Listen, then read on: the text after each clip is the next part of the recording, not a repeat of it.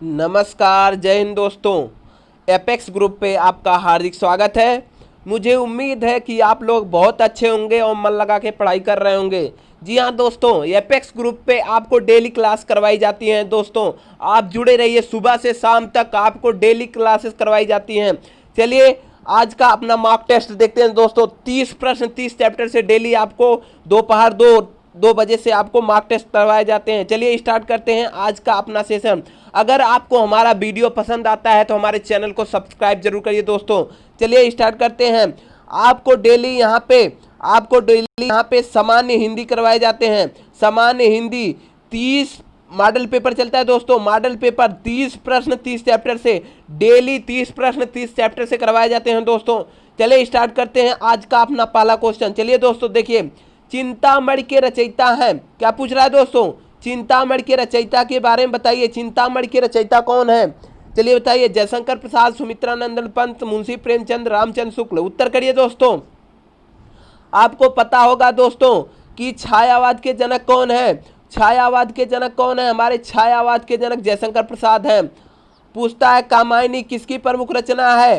कामायनी किसकी प्रमुख रचना है? तो आपको लगाना है जयशंकर प्रसाद दोस्तों। कामायनी किसकी प्रमुख रचना है? जयशंकर प्रसाद की। यह सुमित्रा नंदन पंत से पूछता है पल्लव चिदंबरा किसकी रचना है? पल्लव चिदंबरा ये किसकी रचनाएं हैं? ये सुमित्रा नंदन पंत की हैं। अब मुंशी प्रेमचंद कहता है कि गबन, गोदान, रंगभूमि ये सारी किसकी रचनाएं हैं? गबन, गोदान, रंगभूमि। नोट कर लीजिए दोस्तों, गबन, गोदान, रंगभूमि ये किसकी रचनाएं हैं? मुंशी प्रेमचंद। अब यहाँ से पूछा कि चिंतामणि के रचयिता कौन है? आपको लगाना है ऑप्शन डी। चिंतामणि के रचयिता कौन है दोस्तों? चिंतामणि के रचयिता कौन है? रामचंद्र शुक्ल हैं। फिलहाल इस क्वेश्चन का राइट आंसर ऑप्शन डी होगा दोस्तों। नेक्स्ट क्वेश्चन देखते हैं, क्वेश्चन नंबर 2 दोस्तों। निम्नलिखित में से कौन सा घोष वर्ण है? क्या है पूछा दोस्तों? कौन सा घोष वर्ण है? घोष वर्ण के लिए मैंने आपको जोरदार ट्रिक बताई थी दोस्तों कि हर वर्ग ले लीजिए, का वर्ग ले लीजिए, का वर्ग का सभी ले लीजिए, सभी अक्षर का वर्ग ले लीजिए और चा वर्ग ले लीजिए और टा वर्ग ले लीजिए। ऐसी ट्रिक बताऊंगा दोस्तों, आप भूलेंगे नहीं। ता वर्ग ले लीजिए और पा वर्ग ले लीजिए।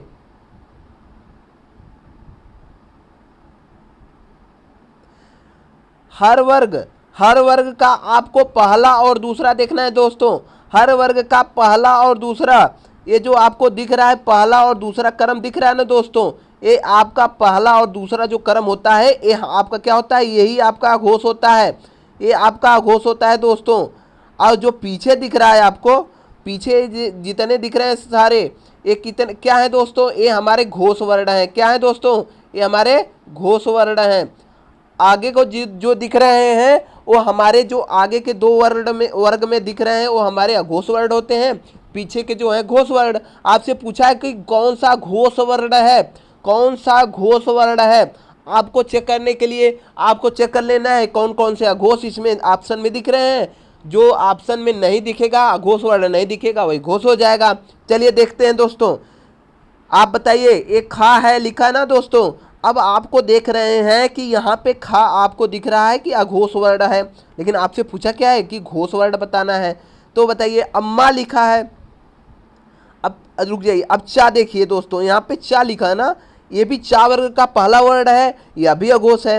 अब छा लिखा है ना, छा भी पहले चा वर्ग का दूसरा वर्ण है, ये भी अघोष है। तो आपका बचा क्या? आपके सामने बचा ऑप्शन बी। क्या बचा दोस्तों? Option B. ऑप्शन बी वाला माँ आपको दिख रहा है यहाँ पे दोस्तों। माँ दिख रहा है यहाँ पे, क्योंकि माँ यहाँ पे आपको मैंने बताया ना, इधर जितना दिख रहा है क्या है? घोष वर्ण है। आगे के 2 वर्ग, आगे के जो 2 वर्ग है, का वर्ग और चा वर्ग, टा वर्ग, ता वर्ग, पा वर्ग का सभी वर्ग का 2 वर्ण लेकर हम अघोष बनाते हैं और जो पीछे के बचते हैं वो हमारे घोष बचते हैं। तो इस क्वेश्चन का फिलहाल राइट आंसर क्या होगा दोस्तों? इस क्वेश्चन का राइट आंसर होगा माँ। यही माँ जो है आपका दोस्तों, यही घोष वर्ण है, बाकी हमारे यहाँ पे अघोष वर्ण है। ये जो खा दिख रहा है यह का वर्ग का दूसरा वर्ण है। या का वर्ग का दूसरा। मैंने बोला कि पहला दूसरा जो होता है घोष होता है, ये चा वर्ग का दूसरा वर्ण है, या चा वर्ग का पहला वर्ण है, और ये जो है पा वर्ग का पांचवा वर्ण है। मैंने बोला था कि पहला और दूसरा जो रहेगा वो घोष रहेगा, और तीसरा चौथा पांचवा वो रहेगा घोष रहेगा। ये घोष पांचवा दिख रहा है ना, पांचवा घोष होता है दोस्तों, तीसरा चौथा पांचवा घोष होता है, इसलिए ऑप्शन बी हमारा राइट होगा। चलिए नेक्स्ट क्वेश्चन देखते हैं, क्वेश्चन नंबर 3। इनमें से ओ का उच्चारण स्थान कौन सा है? बार बार एग्जाम में पूछा है दोस्तों, ओ और औ, ए और ए, ओ औ ए, ये जो ए दिख रहा है इसका उच्चारण स्थान पूछता है, और ओ औ का पूछता है दोस्तों, ओ और औ का पूछता है, और ए और ए का पूछता है। तो मैं आपको बता दूं, इसका जो होता है यह कंठ तालव्य होता है। अब कहेंगे कैसे होता है, आप बताइए। ए जो होता है आ और ई से मिलके बनता है दोस्तों, आ और ई से, और आ का उच्चारण किससे होता है दोस्तों? आ का उच्चारण हमारा कंठ से होता है। किससे होता है? आ का उच्चारण कंठ से होता है, और ई का उच्चारण जो होता है दोस्तों यह हमारा तालु से होता है। तो ये बताइए, जब कंठ और ताल से मिलकर बन रहा है, आ का उच्चारण कंठ से हो रहा है, ई का उच्चारण ताल से हो रहा है, तो यह कंठ और ताल से मिलकर बना है ना, तो यह कंठ और तालब भी इसका हो जाएगा। ए किससे बोला जाता है? कंठ तालब से बोला जाता है। लेकिन यहाँ आपसे पूछा क्या है, यहाँ आपको पूछा है ओ का उच्चारण स्थान बताना है। ओ का उच्चारण स्थान बताना है दोस्तों। ओ बताइए आप, ये जो ओ दिख रहा है यह किन किन वर्डों से मिलकर बनता है? ये दोस्तों आ और ऊ से मिलके बनता है, आ और ऊ से मिलके बनता है। अब बताइए आ का उच्चारण स्थान, मैंने अभी आ का उच्चारण स्थान बताया आपको, कंठ होता है। आप बोलिए आ, आपका कंठ से आवाज निकलती है आ, और ऊ बोलिए ऊ, आप बोलेंगे तो आपका ओष्ठ स्पर्श हो रहा है दोस्तों। आ और ऊ मिलके जब ओ बन रहा है, आ और ऊ मिलके ओ बन रहा है, तो आ जो कंठ से बोला जा रहा है, ऊ ओठ से बोला जा रहा है, तो ये कंठ और ओठ से मिलके बन रहा है ना दोस्तों। इसलिए इस क्वेश्चन का राइट आंसर ऑप्शन डी होगा, क्योंकि यह ओ जो है हमारा कंठ और ओठ से मिलके बना है। चलिए नेक्स्ट क्वेश्चन देखते हैं, क्वेश्चन नंबर 4। आपसे पूछता है दोस्तों कि कामता प्रसाद के अनुसार विराम चिन्हों की संख्या कितनी बताई है? कामता प्रसाद ने विराम चिन्हों की, मैं भी जब दोस्तों विराम चिन्ह का क्वेश्चन लेता हूं तो हर बार बताता हूं कि विराम चिन्ह 20 होते हैं, और इसको कौन बताने वाले हैं? कामता प्रसाद महोदय। कामता प्रसाद महोदय ने कहा था कि विराम चिन्हों की संख्या कितनी होती है दोस्तों? विराम चिन्हों की संख्या 20 होती है। कितनी होती है? 20। फिर इस क्वेश्चन का राइट आंसर ऑप्शन ए सही है। चलिए नेक्स्ट क्वेश्चन देखते हैं, क्वेश्चन नंबर 5। क्रिया के अंत में लगने वाले प्रत्यय को कहते हैं। बार बार दोस्तों मैंने बताया है कि क्रिया के अंत में जो लगता है, आपको ट्रिक भी बताया था इसका दोस्तों। क्रिया के अंत में जो लगता है, का से मतलब क्या होगा दोस्तों? का से होता है क्री, का से मतलब समझिए इसका पहला वर्ण का होगा, कृदंत हो जाएगा। क्रिया के अंत में लगने वाला प्रत्यय क्या होगा? कृदंत। का से समझिए कृदंत होता है, का से कृदंत का। अब क्रिया के अंत में क्या होता है दोस्तों? कृदंत प्रत्यय लगता है। क्रिया के अंत में कृदंत प्रत्यय लगता है, तो इसलिए इस क्वेश्चन का राइट आंसर क्या होगा? ऑप्शन सी सही होगा। अब पूछता है कि संज्ञा और सर्वनाम के अंत में लगने वाला प्रत्यय, तो आपको लगाना रहेगा दोस्तों कि जो संज्ञा और सर्वनाम के अंत में लगता है, जो संज्ञा और सर्वनाम के अंत में लगता है वह हमारा तद्धित प्रत्यय कहलाता है। क्या दोस्तों? वह हमारा तद्धित प्रत्यय कहलाता है। जो संज्ञा और सर्वनाम के अंत में लगता है वह तद्धित प्रत्यय कहलाता है। लेकिन आपसे पूछा क्रिया के अंत में कृदंत प्रत्यय लगता है दोस्तों। इस क्वेश्चन में क्रिया पूछा है, इसलिए हमें कृदंत लगाना है। ऑप्शन सी सही है। नेक्स्ट क्वेश्चन देखते हैं, क्वेश्चन नंबर 6 दोस्तों। किस शब्द में उपसर्ग नहीं है? आप बताइए दोस्तों। मैंने उपसर्ग और प्रत्यय की जोरदार ट्रिक बताई थी दोस्तों पहचानने की, मैंने जोरदार बताया था दोस्तों। मैंने बोला था ए ले लीजिए, एक वर्ग है, एक शब्द ले लिया, शब्द के आगे जो लगता है उपसर्ग लगता है, और पीछे जो रहता है वह प्रत्यय होता है। आगे लगने वाला उपसर्ग और पीछे लगने वाला प्रत्यय। आप कहेंगे सर हम उपसर्ग और प्रत्यय में भूल जाते हैं, कौन आगे लगता है कौन पीछे लगता है। अब ये बताओ दोस्तों, आप जब हिंदी वर्णमाला पढ़ते हैं तो उसमें आप बताइए जो ऊ होता है, उपसर्ग बना है ना, उपसर्ग। अब बताओ ऊ जो है, ऊ, ये आपको आगे वाला जो वर्ड दिख रहा है ये सिर्फ ऊ, देखिए यह ऊ। बताइए हिंदी वर्णमाला में ये ऊ आता है, ये स्वर में आता है दोस्तों। स्वर बताइए इसकी स्टार्ट, ये ऊ पहले आता है, ऊ आता है कि प्रत्यय लिखा रहता है कि प्रत्यय का पा पहले आता है? आप बताइए प्रत्यय का पा पहले आता है कि उपसर्ग का ऊ पहले आता है? तो आप कहेंगे सर ऊ आता है, तो ऊ आता है तो ऊ वाला उपसर्ग मतलब ऊ जहां आ जाए, उपसर्ग आ जाए वह पहले लगेगा, और प्रत्यय जो पा पीछे आता है इसलिए प्रत्यय पीछे लगेगा। सब वो शब्द के पीछे लगने वाला प्रत्यय होता है, आगे लगने वाला उपसर्ग होता है। अब कभी नहीं भूलेंगे दोस्तों आप लोग। चलिए बताइए कि किस शब्द में उपसर्ग नहीं है। आप बताइए। प्रतिकूल, प्रतिकूल में आपका प्रति उपसर्ग है। क्या दोस्तों? प्रति उपसर्ग है। सदाचार, सदाचार में सदा उपसर्ग है। अभ्यास में अभि उपसर्ग है। क्या दोस्तों? यहां से नोट करिए दोस्तों। अब यहां से पूछता है अभ्यास में कौन सा उपसर्ग है, ऑप्शन बहुत सारा दे देगा, आपको लगाना रहेगा अभी। दे देगा दोस्तों अब, बहुत सारा दे देता है, अब दे देगा, फिर लिख देगा आ दे देगा, ऐसे दे देगा, ऑप्शन कई सारे दे देंगे और अभी दे देगा। आपको लगाना क्या है दोस्तों? आपको लगाना है कि इसमें उपसर्ग कौन सा है? अभी उपसर्ग है। अभ्यास में अभी उपसर्ग है, तो सदाचार में सदा उपसर्ग है, प्रतिकूल में प्रति उपसर्ग है, लाचार में कोई उपसर्ग नहीं है दोस्तों। फिलहाल इस क्वेश्चन का राइट आंसर क्या होगा? लाचार, ऑप्शन सी सही है दोस्तों। चलिए नेक्स्ट क्वेश्चन देखते हैं, क्वेश्चन नंबर 7। मेरी छोटी बहन और मेरा छोटा भाई बाजार जा रहे थे में कौन सा वाक्य है? चलिए बताइए। सरल वाक्य, संयुक्त वाक्य, मिश्र वाक्य, या इनमें से कोई नहीं? चलिए उत्तर करिए दोस्तों। मैंने इसकी भी जोरदार ट्रिक बताई थी दोस्तों आपको। मिश्र वाक्य के लिए मैंने क्या बताया था दोस्तों? जिस वाक्य में आपको की दिख गया, की दिख गया, वहां पे आपको की तदा तथापि जो जहां दिखा यहाँ पे आप लगाते हैं क्या? मिश्र वाक्य।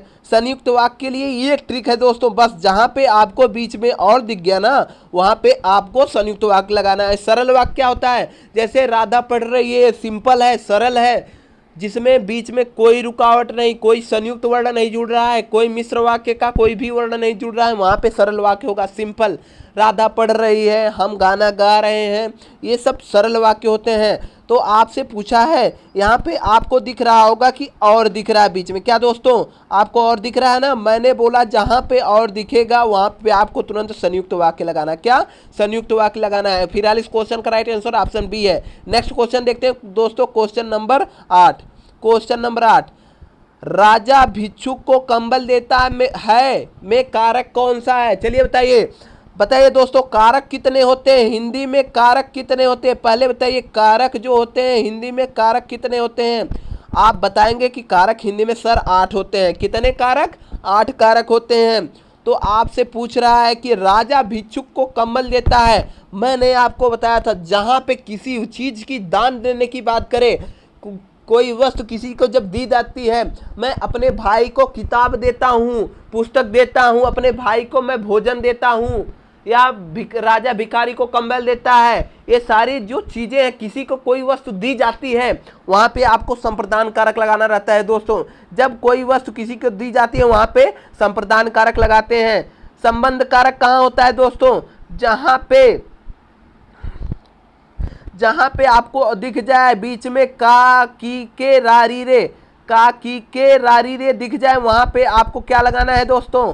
वहां पे आपको लगा देना है संबंध कारक। अपादान कारक जहां पे अलगाव की बात करते दोस्तों, अलगाव की बात करें वहां पे जैसे पेड़ से पत्ते गिरते हैं, तो पेड़ से पत्ते गिर रहे हैं तो अर्थात पेड़ से पत्ती अलग हो चुकी है, तो वहां पे अलगाव हो रहा है, वहां पे अपादान कारक। अब यहाँ पे कर्म कहाँ लगता है? कर्म चिन्ह में दोस्तों, कर्म कारक में को चिन्ह का लोप होता है। को का, मैं राम को पीटा, यहाँ पे को आया दोस्तों, वहां पे क्या होगा? वहां पे हमारा कर्म कारक होगा। फिर इस क्वेश्चन में मैंने बताया दोस्तों, जहां पे कोई वस्तु किसी को दी जाती है वहां पे संप्रदान कारक लगाते हैं, इसलिए ऑप्शन ए हमारा सही है। नेक्स्ट क्वेश्चन देखते हैं दोस्तों। नेक्स्ट क्वेश्चन देखते हैं, क्वेश्चन नंबर 9। अब बताइए योग रूढ़ शब्द कौन सा है? मैंने आपको बताया था रचना के आधार पर शब्द के 3 भेद। रचना के आधार पे शब्द के 3 भेद, रूढ़, यौगिक और योग रूढ़। क्या दोस्तों? योग रूढ़, ये हमारे रचना के आधार पे 3 हमारे शब्द के भेद हैं। रूढ़ क्या होता है दोस्तों? नोट करिए, जिसका संधि विच्छेद ना हो, जिसका संधि विच्छेद ना हो वह रूढ़ वर्ण होते हैं। जिसका संधि विच्छेद हो जाए वह क्या होता है? वह हमारा यौगिक होता है। और योग रूढ़ क्या होता है दोस्तों, ये योग रूढ़ दिख रहा है दुनिया का सारा बहुब्रीहि समास दोस्तों, दुनिया का सारा बहुब्रीहि समास, बहुब्रीहि समास हमारा क्या योग रूढ़ होता है दोस्तों, योग रूढ़ होता है, दुनिया का सारा बहुब्रीहि समास योग रूढ़ होता है।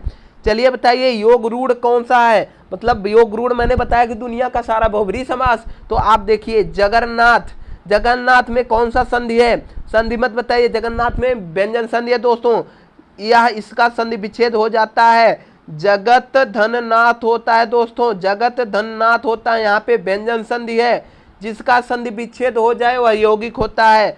प्रणाम, प्रधन्नाम होता है दोस्तों, इसका भी संधि विच्छेद हो गया। घर का संधि विच्छेद होगा नहीं होगा, इसलिए यह रूढ़ हो गया। मोदक प्रिय, आपको दिख रहा है मोदक प्रिय, मतलब लड्डू के प्रिय कौन होते हैं, जो मीठा होता है दोस्तों, वो श्री गणेश को बोला जाता है, भगवान गणेश को बोला जाता है मोदक प्रिय।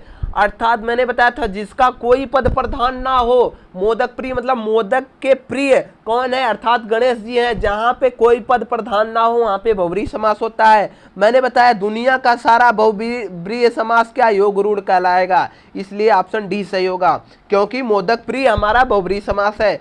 नेक्स्ट क्वेश्चन देखिए दोस्तों, क्वेश्चन नंबर 10, इत्यादि शब्द में कौन सी संधि है, इत्यादि शब्द में कौन सी संधि है, पहले आप बताइए दोस्तों, बताइए दोस्तों, संधि कितने, संधि के कितने भेद हैं, संधि के 3 भेद हैं दोस्तों, संधि के कितने भेद, 3। अब कहेंगे कौन कौन, तो आपको बता दूं, स्वर संधि होता है, व्यंजन संधि होता है और विसर्ग संधि होता है। कितना, स्वर संधि, व्यंजन संधि और विसर्ग संधि, यही हमारे 3 होते हैं संधि के भेद।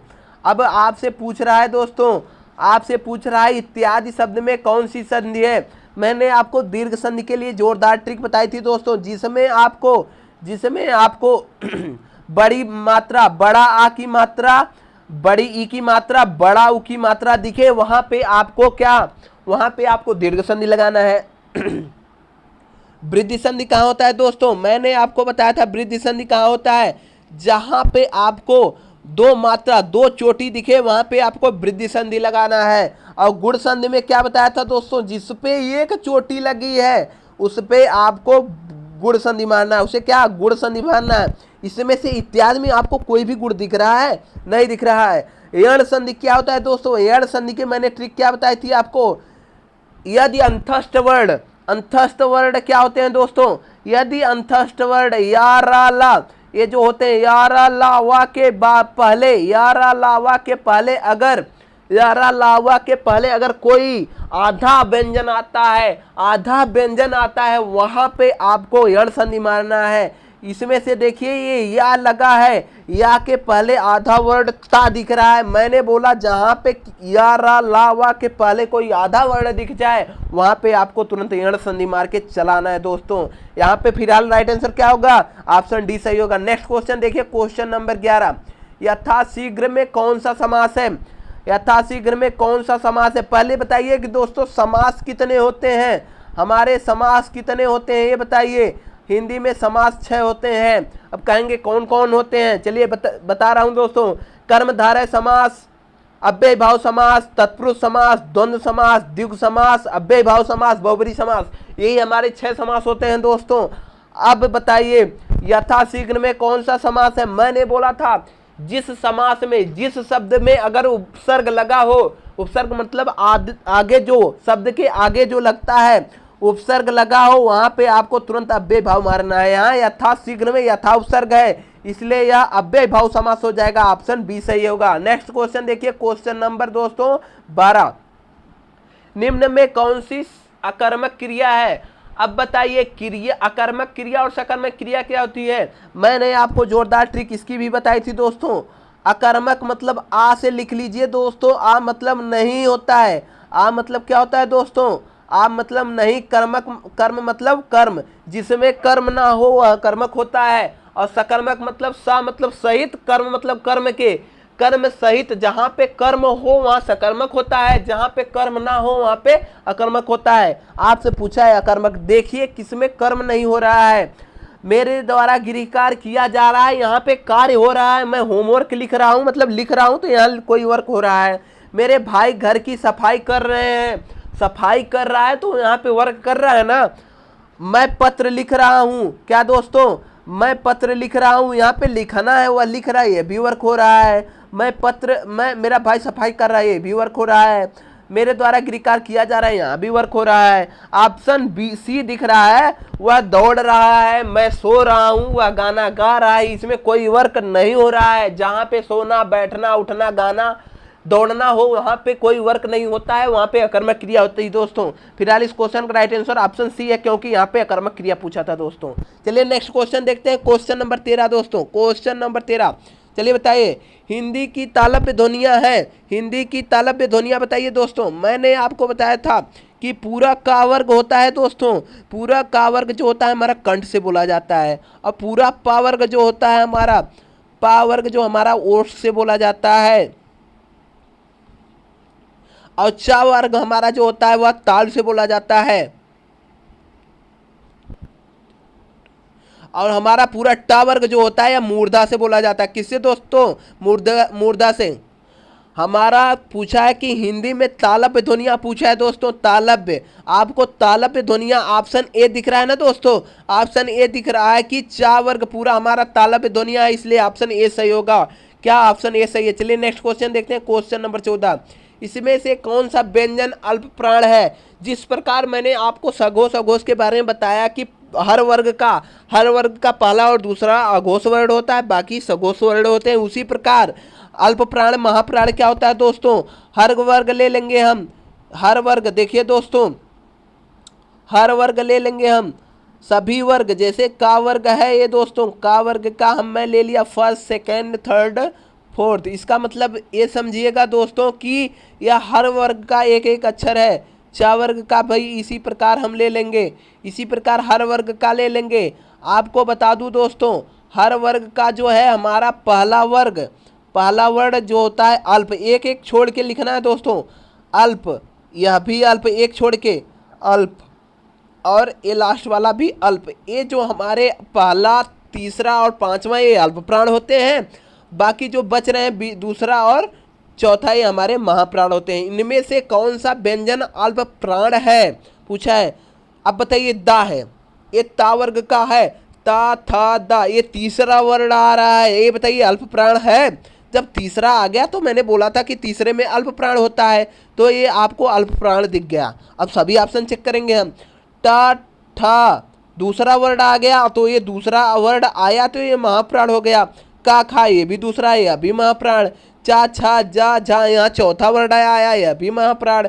तो आपको देखना था कि पहला, तीसरा और पांचवें में कौन वर्ण आ रहा है, तो ता था दा तीसरे वर्ग में आ रहा है, अल्प प्राण आ रहा है कि ता वर्ग का तीसरा वर्ण दा है जो वही हमारा अल्प प्राण है, इसलिए ऑप्शन हमारा जो है ए सही है। नेक्स्ट क्वेश्चन देखते हैं, क्वेश्चन नंबर 15। निम्नलिखित में लुंठित प्रकंपित वर्ण है, चलिए बताइए, निम्नलिखित में लुंठित और प्रकंपित वर्ण है। आपको मैंने दोस्तों बताया था कि लुंठित वर्ण क्या होता है, लुंठित वर्ण हमारा रा होता है दोस्तों, और इसी को प्रकंपित वर्ण भी कहा जाता है। लुंठित और प्रकंपित वर्ण इसी को कहा जाता है दोस्तों, लुंठित और प्रकंपित वर्ण इसी को कहा जाता है, रा को। अब कहेंगे कैसे कहा जाता है, आप रा बोलिए दोस्तों, आपके जीभ में कंपन हो जाती है, आप बोल के देखिए, एक बार ट्राई तो करिए, रा। तो अब रा बोल रहे हैं तो आपकी जीभ में कंपन हो रहा है, अर्थात कि यह कंप रही है, यहाँ पे प्रकंपित वर्ण हो गया। लुंठित कैसे कहिए, आप रा बोल के देखिए, आपकी जीभ पीछे की तरफ मुड़ जा रही है, इसलिए यह लुंठित। ला मतलब लुढ़िया रही है पीछे की तरफ, मतलब मुड़ रही है, वहां पे लुंठित वर्ण हो जाएगा, इसलिए ऑप्शन बी सही है हमारा, रा। चलिए नेक्स्ट क्वेश्चन देखते हैं, क्वेश्चन नंबर 16। निम्नलिखित में से एक शब्द की वर्तनी अशुद्ध, अशुद्ध मतलब दोस्तों कि गलत है, क्या रॉन्ग है, आपको चेक करना है इसमें कौन सा गलत है।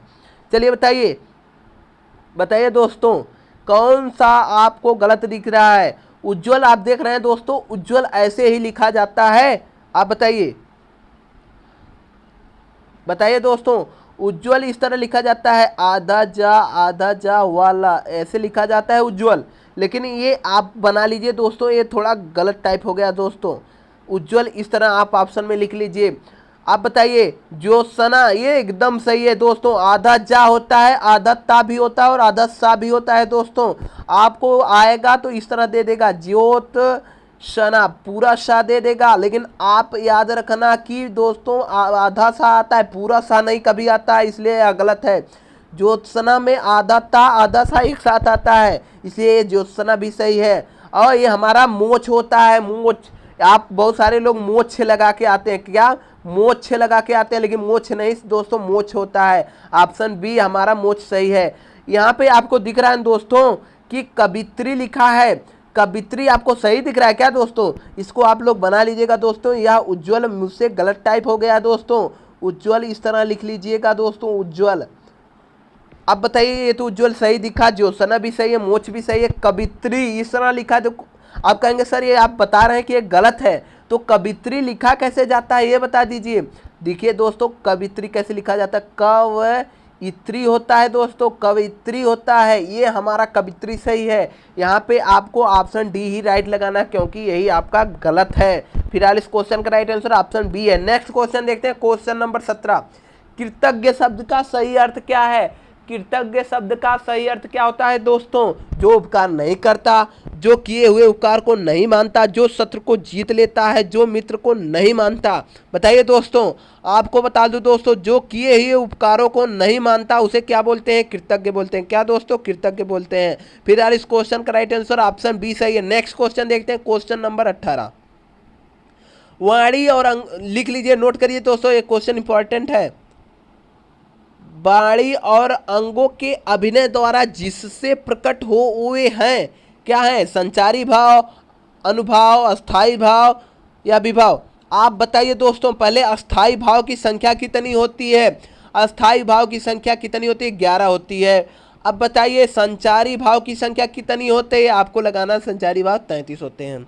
चलिए बताइए, यहाँ पे कह रहा है वाणी और अंगों के अभिनय द्वारा जिसमें प्रकट हो हुए होते हैं, वो हमारे अनुभव होते हैं दोस्तों। क्या होते हैं? अनुभव। नोट कर लीजिए दोस्तों, एग्जाम में पूछा हुआ क्वेश्चन है, ऑप्शन बी सही होगा। नेक्स्ट क्वेश्चन देखते हैं, क्वेश्चन नंबर 19। रस कितने होते हैं? पहले ये बताइए दोस्तों, रस कितने होते हैं? हमारे हिंदी में 11 रस होते हैं। भरत मुनि जो थे दोस्तों, भरत मुनि ने हमारे रस की संख्या 8 बताई थी। इन्हें 9वें रस शांत रस को अपने रस में शामिल नहीं किया था। भरत मुनि ने 8 रस बताए थे दोस्तों। अब आपसे पूछा है कि शांत रस का अस्थाई भाव बताना है। आप रौद्र रस का अस्थाई भाव क्या होता है दोस्तों? क्रोध होता है। जुगुप्सा का होता है, क्या होता है दोस्तों? जुगुप्सा का होता है, जुगुप्सा ही होता है। क्या आप बताइए दोस्तों, बताइए दोस्तों, आप बताइए। जुगुप्सा का स्थायी भाव होता है। बीभत्स रस का क्या होता है? जुगुप्सा होता है। क्या दोस्तों? बीभत्स। नोट कर लीजिए, ये आपको मैंने अभी बता दिया, जुगुप्सा का जुगुप्सा होता है। नहीं दोस्तों, ये वात्सल्य का वात्सल्य होता है। वात्सल्य का वात्सल्य रथ होगा, वही मुझे याद आ गया, लेकिन जुगुप्सा का बीभत्स होता है। शोक का क्या होता है दोस्तों? शोक किसका अस्थाई भाव है? या करुण रस का अस्थाई भाव क्या होता है दोस्तों? शोक होता है। तो आपको दिखा कि निर्वेद किसका है? शांत रस का है। वेरी वेरी मोस्ट इंपॉर्टेंट है क्वेश्चन दोस्तों, शांत रस का अस्थाई भाव निर्वेद होता है। चलिए नेक्स्ट क्वेश्चन, क्वेश्चन नंबर 20। गुण दोष में कौन सा विशेषण है? मैंने आपको बताया था कि जहाँ पे प्रेम, भाव, गुण, दोष, सुंदरता की बात करें, वहाँ पे आपको गुणवाचक लगाना है। क्या दोस्तों? वहाँ पे आपको गुणवाचक लगाना होता है। जहाँ पे प्रेम, भाव, गुण, दोष, शांति, सुंदरता की बात करें, वहाँ पे गुणवाचक लगाना है दोस्तों। चलिए दोस्तों नेक्स्ट क्वेश्चन देखते हैं, क्वेश्चन नंबर 21। अखरोट का तत्सम होता है, अखरोट का तत्सम रूप। तत्सम रूप क्या होता है दोस्तों? जो संस्कृत का शुद्ध शब्द होता है उसी को तत्सम कहते हैं। तद्भव क्या होता है? विकृत रूप। जो विकृत रूप होता है संस्कृत का, उसे हम क्या बोलते हैं? तद्भव कहते हैं दोस्तों। अखरोट का तत्सम क्या होगा दोस्तों? अछोट होता है। क्या होता है? अछोट होता है अखरोट का तत्सम। ऑप्शन बी सही है। नेक्स्ट क्वेश्चन देखते हैं, क्वेश्चन नंबर 22। जिसकी कोई गिनती ना हो के लिए एक शब्द है, गिनती जिसकी ना कर सके उसको हम कहते हैं अपरिमेय। क्या दोस्तों? अपरिमेय वही होता है जिसकी मैं कोई कल्पना ना कर सके, कोई गिनती ना हो, उसे हम अपरिमेय कहते हैं। इस क्वेश्चन का राइट आंसर ऑप्शन सी सही है। नेक्स्ट क्वेश्चन देखिए, क्वेश्चन नंबर 23। पूर्वी हिंदी का विकास इनमें से किस अपभ्रंश से हुआ है? Very very most important question दोस्तों।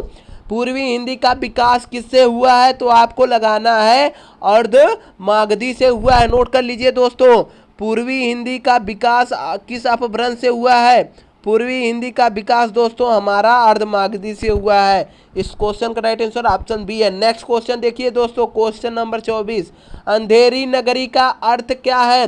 अंधेरी नगरी का अर्थ क्या है? राज्य विहीन स्थान, अन्याय की जगह, जहां अंधेरा हो, सुनसान जगह। आपको सुनसान जगह दिखेगा नहीं, अंधेरा जगह जहां अंधेरा हो, ये भी गलत है। राज्य विहीन स्थान नहीं।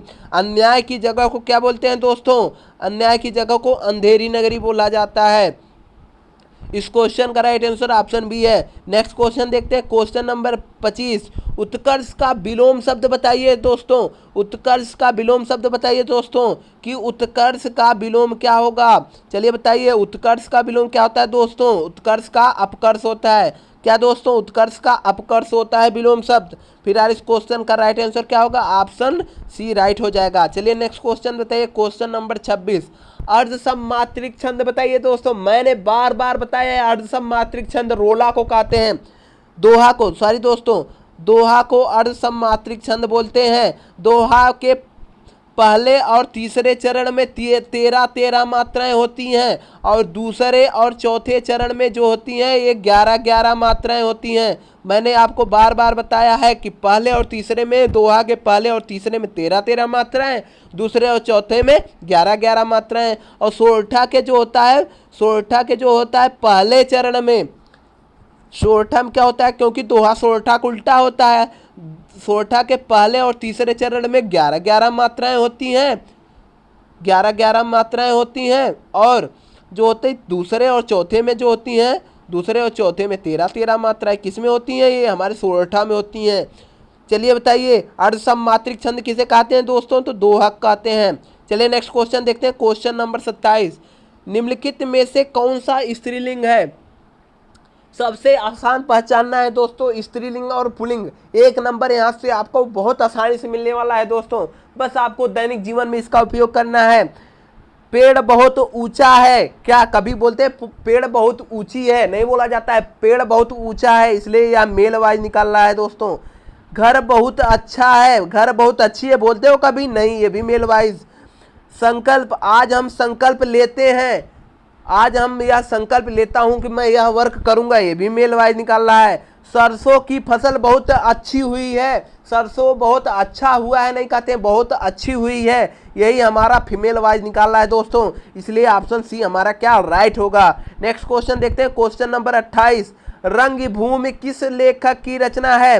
रंगभूमि किस लेखक की रचना है? यहाँ से एक क्वेश्चन पूछता है दोस्तों, आधुनिक हिंदी के जनक, आधुनिक हिंदी के जनक कौन है? तो नोट कर लीजिए, भारतेंदु हरिश्चंद्र हैं दोस्तों। महादेवी वर्मा की रचना क्या है? यामा दीपशिखा किसकी रचना है? यामा दीपशिखा, ये सब किसकी रचनाएं हैं? ये हमारी महादेवी वर्मा की रचनाएं हैं।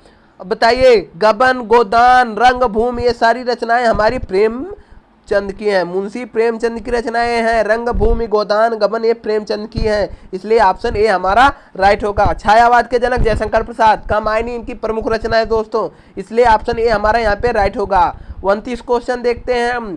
फूले काश सकल मई छाए, जनु वर्षा ऋतु प्रकट बुढ़ाई। चलिए बताइए, उत्प्रेक्षा अलंकार कहाँ होता है दोस्तों? पहले बताइए, अनुप्रास अलंकार कहाँ होता है? मैंने आपको बताया था, जहां पे वर्णों की आवृत्ति होती है, वर्णों की आवृत्ति होगी वहां पे अनुप्रास अलंकार, जहां पे शब्दों की आवृत्ति हो जाएगी वहां पे यमक अलंकार, जहां पे उपमेय में उपमान का अभेद आरोप होगा वहां पे अभेद आरोप होगा, वहां पे आपको रूपक अलंकार। जिसमें आपको दिख गया जनु जानो, जनु जानो मनु मानो, दिखा जनु जानो मनु मानो दिखा, वहां पे आपको क्या उत्प्रेक्षा अलंकार लगाना है। आपको यहाँ पे दिख गया दोस्तों जनु, मैंने आपको बोल दिया ना, जनु जहां दिख गया, मैंने क्या बोला दोस्तों, जहां पे जनु जानो मनु मानो दिखा वहां पे आपको उत्प्रेक्षा अलंकार लगाना है, इसलिए ऑप्शन ए सही है, क्योंकि इसमें जनु दिख रहा है।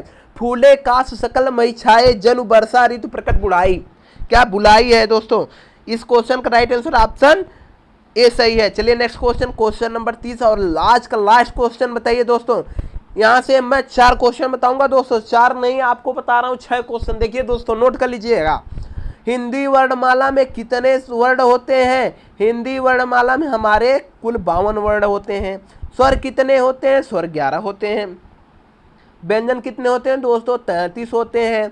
अब कहेंगे संयुक्त व्यंजन कितने होते हैं? 4 होते हैं। अब कहेंगे संयुक्त व्यंजन जब सर 4 होते हैं तो ये संयुक्त व्यंजन कौन कौन से होते हैं? ये हमारे छ, त्राई, ज्ञ और स्रा, और हमारा ये स्रा, यही हमारे दोस्तों 4 संयुक्त वर्ण हैं। यही हमारे 4 संयुक्त वर्ण हैं। आप पूछ रहा है क्या दोस्तों?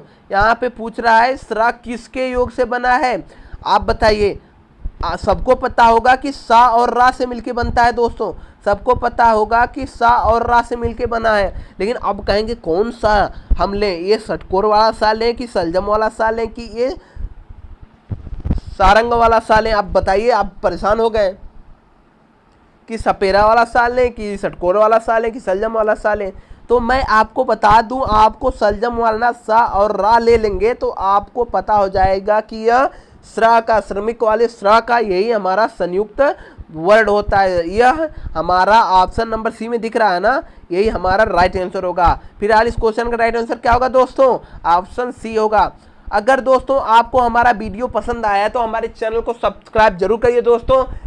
अगर आपको वीडियो नहीं पसंद आता है, पहले आप हमारे एक बार चैनल पे आइए जरूर, एपेक्स ग्रुप पे जरूर आइए दोस्तों। अगर पसंद नहीं आता है तो आप हमारे चैनल को सब्सक्राइब ना करिएगा दोस्तों। धन्यवाद।